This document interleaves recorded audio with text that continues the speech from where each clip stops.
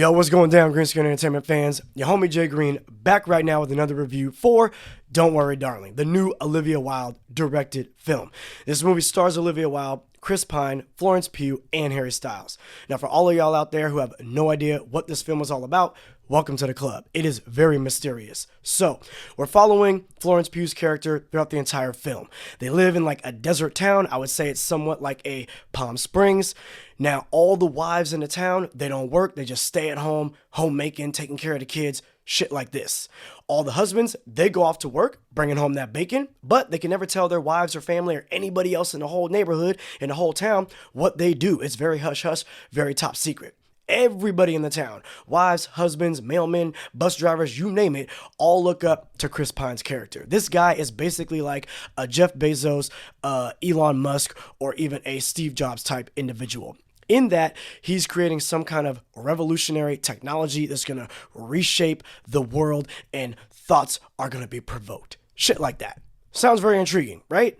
Now, throughout the film, like I said, we're following Florence Pugh's character. She becomes paranoid. She becomes, quote unquote, delusional, if you will, that there's something beneath the surface. Something ain't sitting right. Why can't they go out to certain areas of the desert? Why does nobody ever leave the town? Why is there no airplanes? Why is there no this? Why is there no that? There's certain things in this town that are not jumping off like any normal town, and she's asking questions. There is another chick in the film also that was asking questions. You've seen her in the trailer, and then when she asks questions, she turns up missing. So that's pretty much where we're at. Now, the trailers showed us every single thing that I just told you about in detail. They show you her cracking the egg, ain't nothing in the egg. They show her wiping the window, and then now the window's kind of like closing in on her. The wall's coming behind her. Things are happening. So I'm getting the sense based on the trailer that there is something under the surface, and I'm excited to see what it is. Now, let me backtrack for a minute.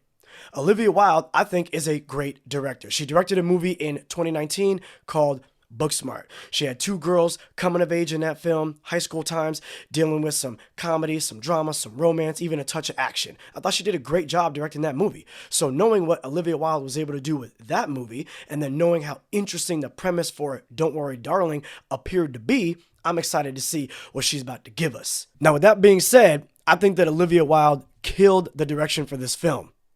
But I don't think that this movie was good. So how do I say that she killed it if I don't really think that this movie was that good? Let me explain. So I think that this movie, being that it takes place, quote unquote, in the 50s, looks like a 50s movie. It's got the light colors, vibrant, you know what I'm saying? The outfits, the cars, the neighborhood, all of that feels very 50s. The track homes, all that type of stuff, right? But I think where she shines as far as directing is concerned is there are moments of tension where someone's like, you know, looking from around the corner. The moments where she's seeing visions or having, you know, some kind of paranoid delusions. Those moments you really are like, man, this chick's really going through it. Like I'm kind of in it in those moments. And the other thing that I thought that she killed was the ability to use sound to really make the hair on your arms stand up. There's moments where maybe someone is coming up to her or coming around the car, whatever it may be, and you're only looking at the actor's face react to that person coming up to them, but you can hear that person walking. You can feel that person based on the sound design, and I thought that was like pretty legit. So as far as the look of the film, as far as some of that tension building moments and definitely the sound design to feed into all of that, whether it be a happy moment or a tension filled moment or a lustful moment, I thought she killed all of that jazz. Now, this movie was not written by Olivia Wilde, and that's where I feel this movie failed miserably. So this is the part where it gets a little dicey. I'm not going to give you spoilers just yet, but check this out. Everything that we saw in the trailers is all that we see in the film. I'll say again, everything that we saw in the trailers, all her paranoia, all her back and forth banter with Harry Styles or Olivia Wilde, or I'm talking about Florence Pugh, of course, right? The lead, okay? All her trying to undiscover everything and question things and da-da-da-da this and da-da-da-da that. We see all that in the trailers. It's all there. So this movie's like just over 2 hours or so. So basically for 90 minutes or more, we're just watching the trailer. There's nothing new added to the film. She cracks the egg, ain't nothing in the egg. That's it. The walls are closing in. They're open. She drives into the desert. That's it. She walks over here. Nothing else. She says someone is lying. You're lying to us. Okay. There's nothing new happens. There's no revelations. There's no reveal within those moments. There's nobody else in those moments that we've seen in the trailer that come to like back her up and uncover more. There's no documents that she found or no door that she opens that we see that says, hey, this is what it is. So again, for more than half of the film, we're just literally watching the same scenes in the trailer play out with a little bit of in between to time together, and that's it. Now, I'm not going to front on all of y'all out there. Like, I've never watched a movie that was very one-dimensional and one note and sang praises about it.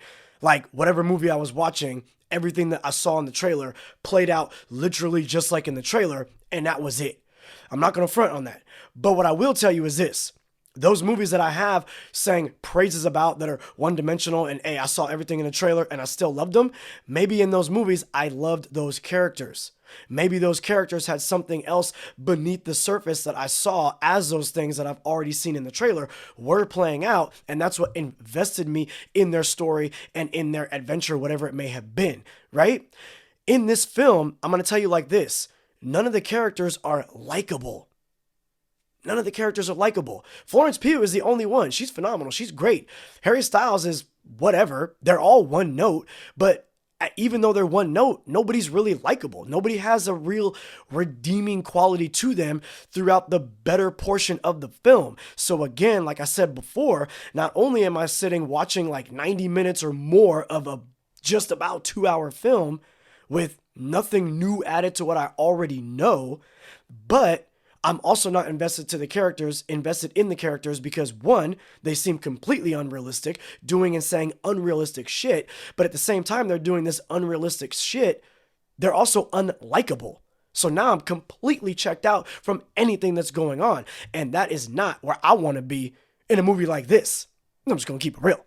Now, that's pretty much as far as I can take you on the journey without spoiling the entire film altogether. But I got a lot more to say.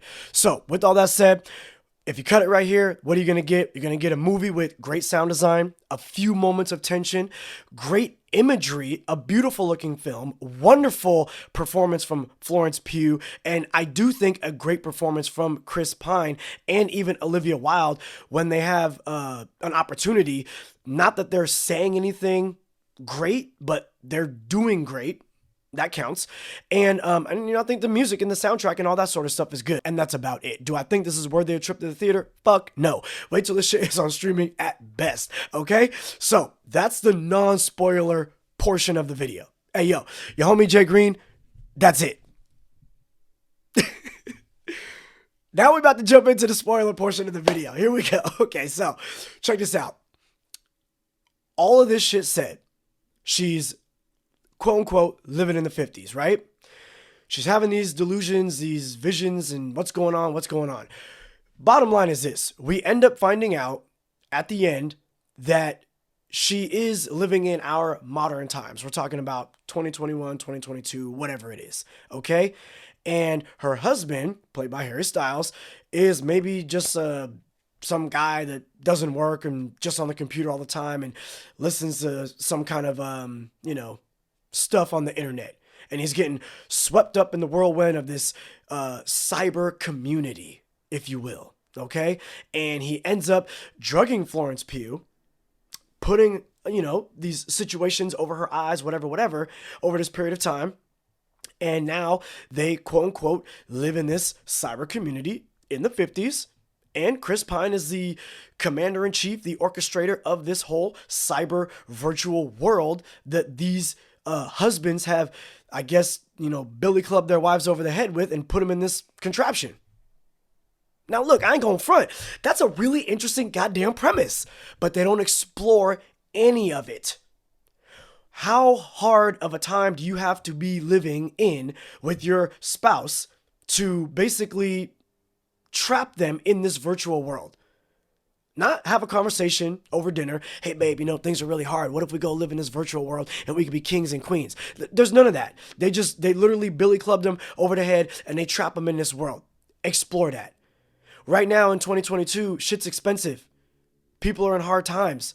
So being able to escape from our real world into this fictitious world where there's no crime and everything's all good and you can have what you want.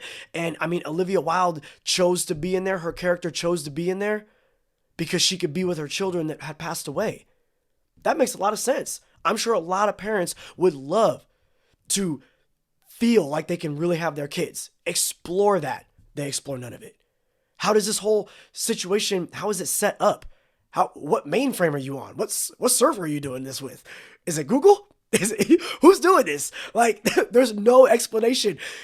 Give me that. You can't just throw me into it and say, oh, guess what? They're all living in some kind of cyber community and give me no explanation to it. And for the first 90 minutes, all I saw was shit that I already seen in the trailer. That makes no sense. I was extremely unhappy with that bullshit. And also, for me, someone who's watched many, many movies over the years, y'all know this, it's hard for us sometimes, us big movie fans, to watch a newer movie that is literally just ripping off an older movie. Now, again, I've said this many times before, if that movie is ripping off another movie, but it adds a little something new to it, a new spin, a new twist, maybe it's got some new type of character development or dialogue or whatever like that makes us interested or entertained or overlook that fact, it's all good. You've won. You did it. You put your own spin on it. But the problem with this movie is it doesn't do any of that shit, right? Look, Fast and the Furious, Part 1 was basically a Point Break ripoff. Yeah, people said about it. They said that shit when it came out. But it's like $1 billion franchise now. Why? Because we like Paul Walker. We like Vin Diesel. Those characters are entertaining. It was fun. People have Honda Civics. We can relate. Right? So many movies come out like that. Look at Avatar. Just saw re-released in 3D. Phenomenal. Okay, phenomenal. But anyways, Avatar. People say, oh, it's Ferngully. It's Dances with Wolves. Last of the Mohicans. It is. But it's also very different at the same time. It's in space. You got the Na'vi. So on and so forth. It did its own thing.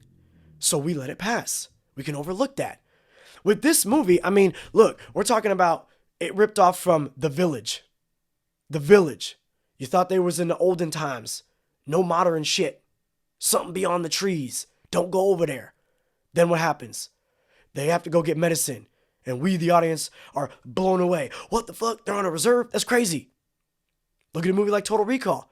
Is he in a dream? Is it reality? What is it? Ah! Way better. So many movies. Ready Player One. People want to go into the oasis. But yet, at the same time, Steven Spielberg shows us what's the real world like that they want to escape into the oasis. Relatable. We can understand that. The Matrix, same situation. But The Matrix explains, here's where all the humans are at. Here's how they're doing this shit. This movie explained nothing. It took ideas that we'd seen before from movies that have done it better and then did not even give us an explanation as to how they're doing it now or a character with a real motivation as to why they're doing it. Nothing. This movie is extremely shallow. One note, half a note at best. That's what I would say. So again, if you hear this right now, you stayed for the spoilers, you're telling me you don't care about seeing this movie. Check it out maybe one day when it's on cable or streaming, whatever. Like I said before, not worthy of a trip to the theater. I think Florence Pugh was phenomenal. I think that Olivia Wilde did a great job with the direction of the film, the look and the sound design. But the script, shit don't make no sense, playa. Hey, yo, your homie, Jay Green, I'm out.